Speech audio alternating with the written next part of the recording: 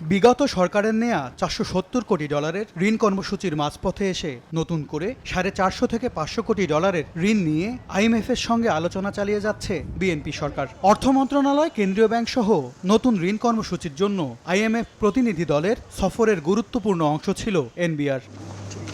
সফরের দ্বিতীয় দিনেই এনবিআরের উচ্চ পর্যায়ে একাধিক সভা করে আইএমএফ, যেখানে আয়কর ও মূল্য সংযোজন কর আদায়ে সংস্কারের অগ্রগতি জানতে চায় প্রতিনিধি দল। জোর দেওয়া হয় রাজস্ব আয় বাড়ানো সহ বিভিন্ন খাতে কর ব্যবস্থার পুনর্বিন্যাসে। জবাবে নিজেদের অবস্থান তুলে ধরার পাশাপাশি সুনির্দিষ্ট পরিকল্পনার কথা জানায় এনবিআর।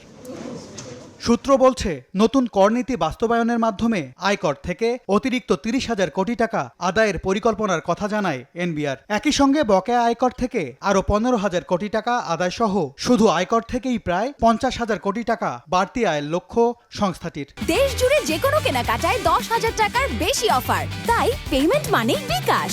লক্ষ্যমাত্রা পূরণের জন্য যারা করজালের আওতার বাইরে আছে, আইন অনুযায়ী তাদেরকে করদাতা হওয়া উচিত, তাদেরকে করজালে আনা, প্লাস যার যতটুকু কর দেওয়ার কথা উনি ওই পরিমাণ কর দিচ্ছেন কিনা সেই বিষয়টা আনার্থ করা, উঠিয়ে আনা। একক ভ্যাট হার বাস্তবায়নে আইএমএফের চাপ থাকলেও চলতি অর্থ বছরের বাজেটে তা বাস্তবায়ন হয়নি। তবে নীতিগত ও প্রশাসনিক উদ্যোগ বাস্তবায়ন করে ভ্যাট আদায়ে গতি ফেরাতে চায় এনবিআর। পাশাপাশি বকেয়া আদায় সহ নানা উদ্যোগের মাধ্যমে এই খাত থেকে অতিরিক্ত প্রায় 60,000 কোটি টাকা আদায়ের পরিকল্পনা জানায় এনবিআর।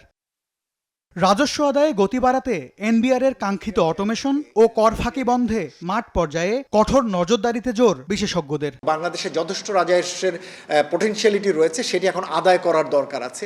এবারের বাজেটেও সেই লক্ষ্যমাত্রাগুলো ঘোষণা করা হয়েছে, কিভাবে তারা বিভিন্ন উৎস থেকে রাজস্ব আদায় করবেন এবং করজালের বাইরে যারা রয়েছেন, কর ফাঁকি দিচ্ছেন, তাদেরকেও এটির ভিতরে আনার তাদের লক্ষ্য রয়েছে। চলতি অর্থ বছরে এনবিআরকে রাজস্ব আদায়ের লক্ষ্য দেওয়া হয়েছে 6,04,000 কোটি টাকা। সবশেষ অর্থ বছরে যা ছিল 5,99,000 কোটি টাকা। মে পর্যন্ত 11 মাসে আদায়ে ঘাটতি রয়েছে প্রায় 1 লাখ কোটি টাকা।